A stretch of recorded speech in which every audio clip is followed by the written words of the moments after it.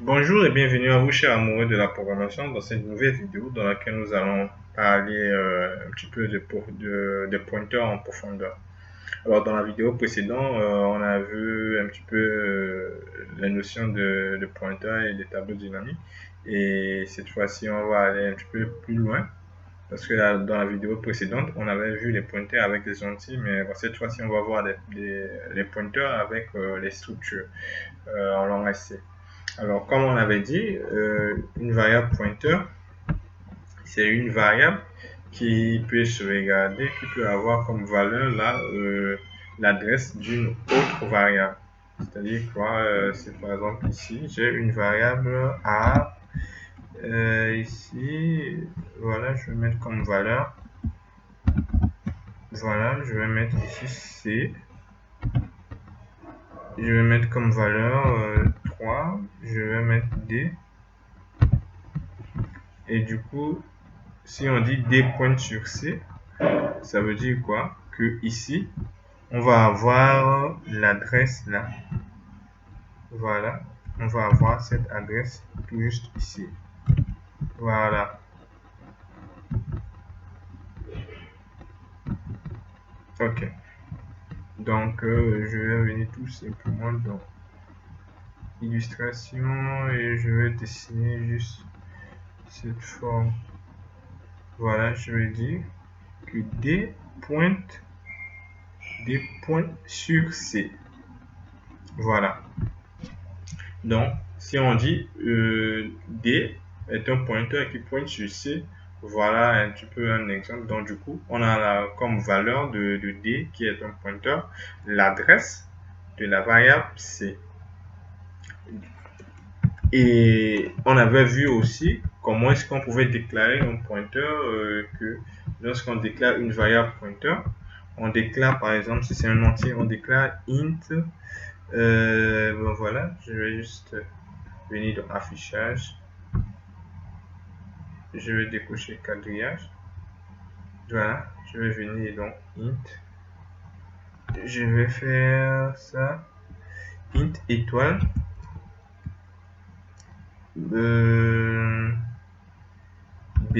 voilà, je dis b, voilà, comme une variable pointeur. On avait vu comment est-ce qu'on pouvait initialiser, c'est-à-dire on pouvait mettre égal, nul directement, ou bien initialiser avec une variable. Par exemple, si j'ai cette variable, par exemple int a, par exemple, qui est égal à 32, voilà, on pouvait faire directement, on pouvait initialiser B en disant B est égal à E commercial A, pour dire que on pointe par exemple B sur A.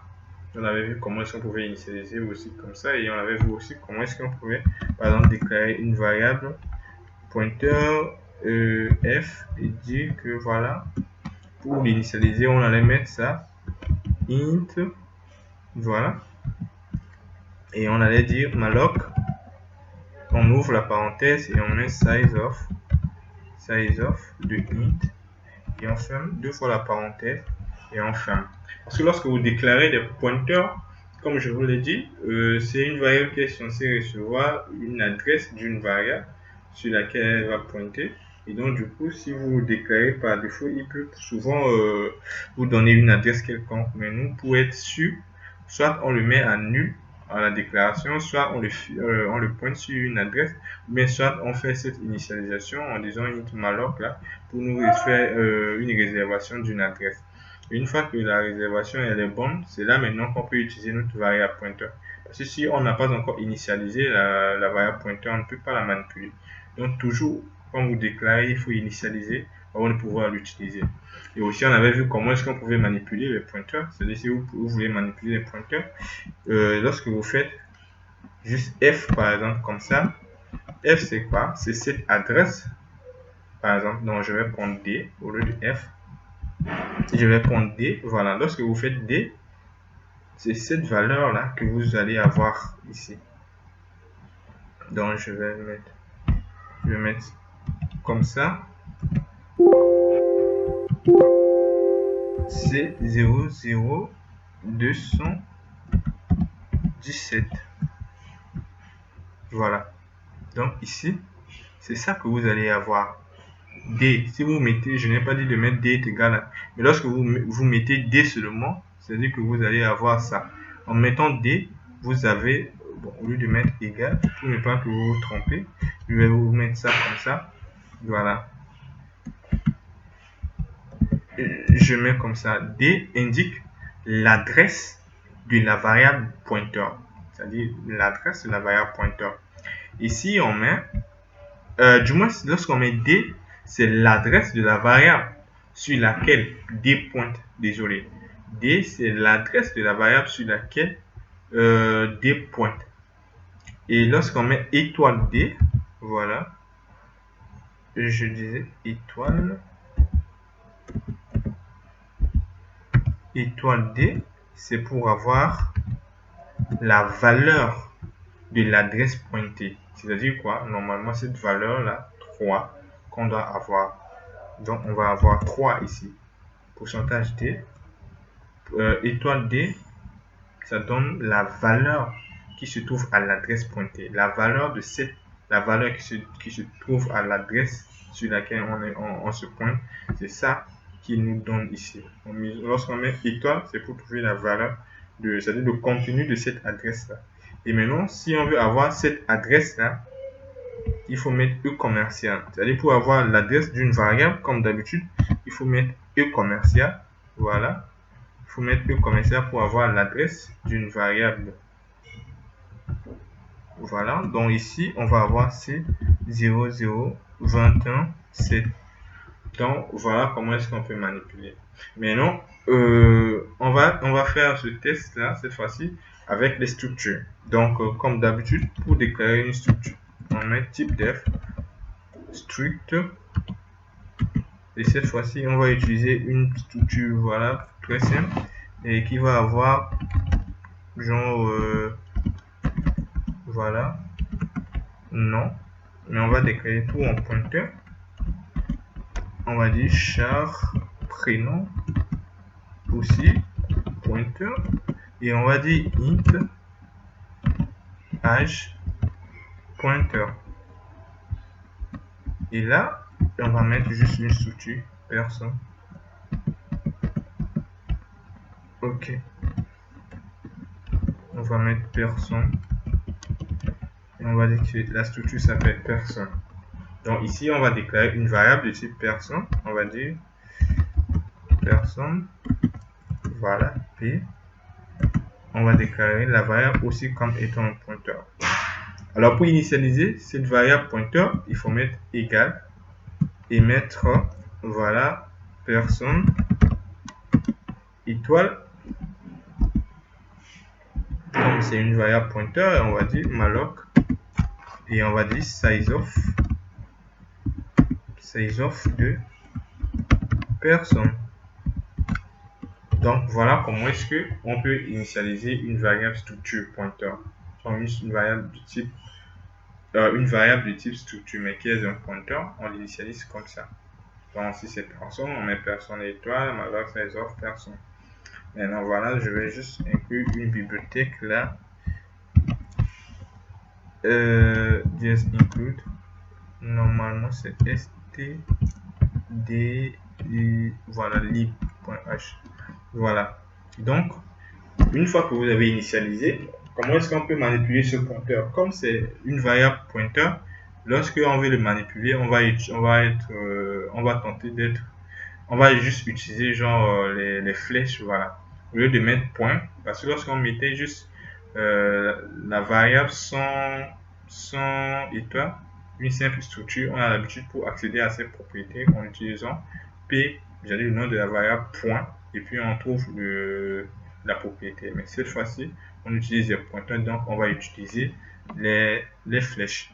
Donc, on ne peut pas saisir déjà à l'intérieur, mais quand même, avec l'initialisation, on a la possibilité maintenant d'accéder à ces propriétés et les manipuler. Mais sauf que pour le moment aussi, les propriétés ne sont pas manipulables tout simplement parce que ce sont des pointeurs. Donc, eux aussi doivent être initialisés. Alors, pour initialiser les propriétés, on va dire P, voilà, P point, on va commencer par le nom, on va dire égal, voilà, chat, étoile, chaque étape pour dire que voilà, c'est un tableau de caractères, un tableau dynamique, hein. Size of char, voilà. Et on va copier ça pour le prénom.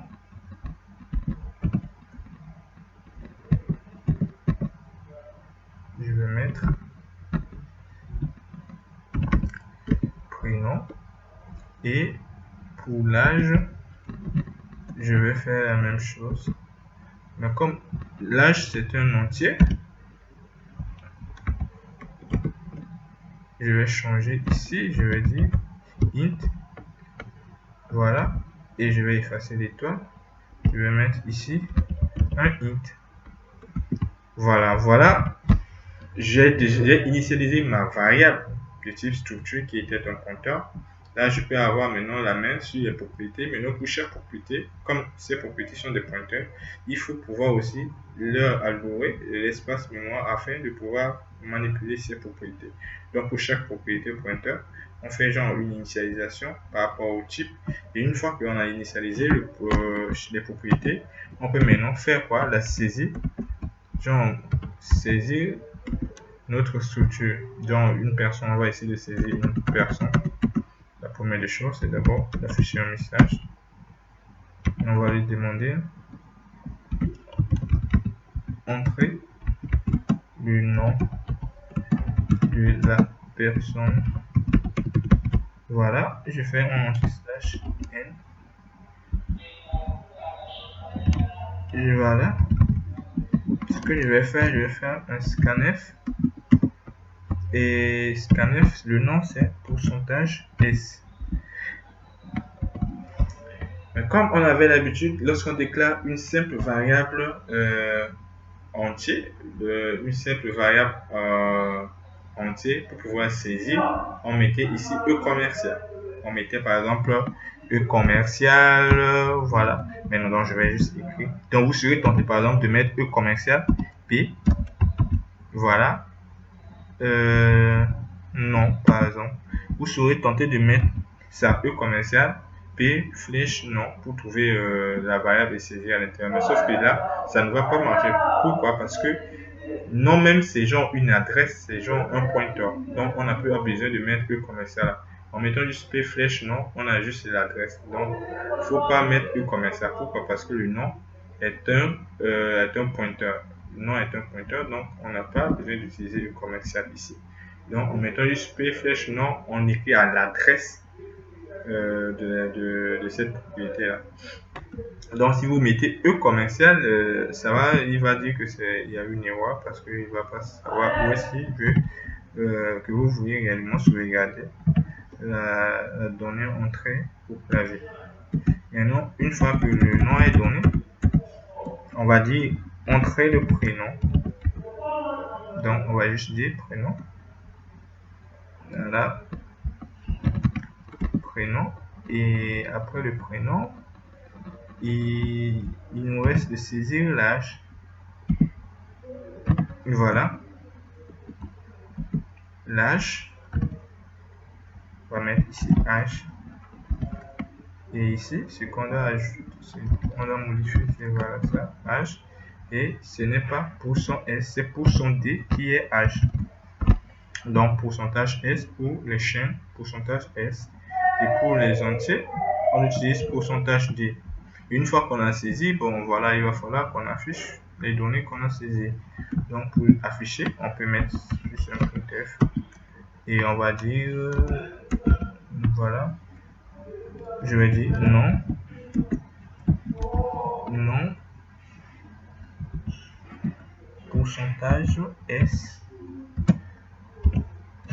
%s, oui non, %s, non, prénom, %s, %s, âge.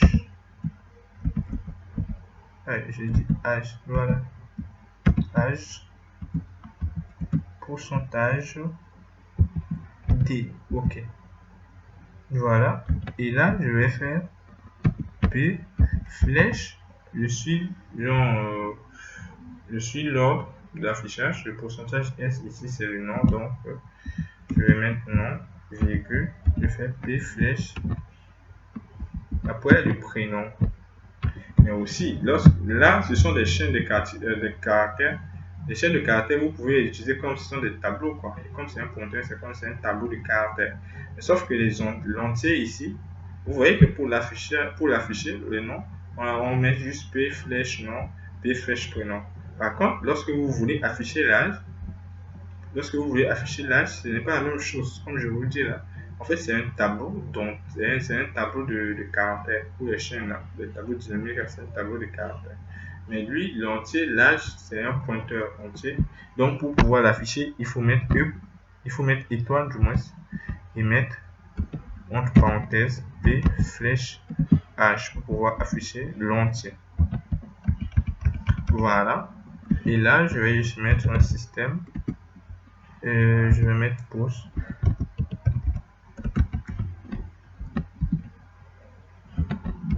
Ok.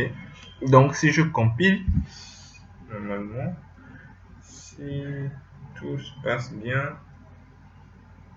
Ok. Et il nous dit quoi?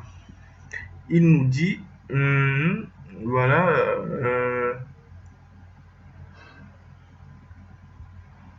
il dit qu'il y a une erreur. Mais content floor intègre. Moi, j'ai mis plus ici. Pourtant, j'ai dit étoile. Ok.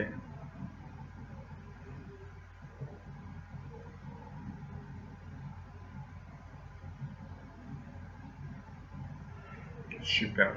Donc, il nous demande entre le nom, je vais dire Stéphanos.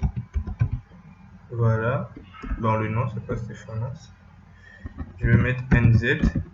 Le prénom, c'est Stéphanos. Voilà. Et l'âge, bon, je vais mettre juste 11 ans. Non, je suis quand même vieux, hein. Donc, je vais mettre 12 ans. Même si c'est pas vieux, mais c'est pas grave. Donc, je vais mettre 12. Et qu'est-ce qu'il fait? Il m'affiche le nom NZ, prénom, Stéphanos, âge, 12. Il m'affiche 12. Donc, vous voyez, les données sont là. Il m'affiche le nom, le prénom, l'âge, qui est 12. Donc, voilà comment est-ce qu'on peut manipuler les pointeurs. Et lorsque vous voulez faire des pointeurs sur les structures, voilà, c'est comme ça que vous devez procéder. Toujours, il faut savoir que lorsque vous déclarez le pointeur, il faut obligatoirement l'initialiser. Si vous ne voulez pas faire l'initialisation comme ça, donnez à ce pointeur nul. Une fois que le pointeur a été donné en nul, avant de pouvoir commencer, il faut lui faire genre une allocation. Et lorsque vous allouez l'espace, vous pouvez maintenant commencer à le manipuler. Et dans l'autre cas ici, étant donné que les propriétés étaient aussi des pointeurs, il faut que pour les propriétés, qu'on puisse aussi allouer de l'espace pour chaque propriété. Une fois que toutes ces étapes ont été bien faites avec succès, une fois qu'on a initialisé notre variable pointeur, qu'on a initialisé les attributs, on peut maintenant commencer à manipuler notre variable et pouvoir manipuler aussi les propriétés. Donc ici aussi, comme la variable c'est un pointeur, cette fois-ci, pour accéder aux propriétés, chaque propriété, il faut mettre étoile, genre flèche pour accéder à chaque propriété. Donc le nom de la variable, et puis vous mettez flèche pour accéder aux attributs. Donc voilà les amis, ce que je vous avais préparé pour cette vidéo des pointeurs sur les structures. Donc s'il y a des choses que vous n'avez pas compris, ou bien si je suis allé un petit peu trop rapide, trop vite, essayez de mettre des pauses, de revenir en arrière pour pouvoir bien comprendre cette notion et de suivre aussi les vidéos qu'on avait eu à faire sur le début des pointeurs avec les tableaux dynamiques aussi, tout ça pour mieux comprendre la notion des pointeurs. Donc si toujours il y a des problèmes, n'hésitez pas à me mettre en commentaire tout ce que vous avez eu comme difficulté. Et voilà, je me ferai un plaisir dans la prochaine vidéo, dans les autres vidéos, de pouvoir répondre à votre souci.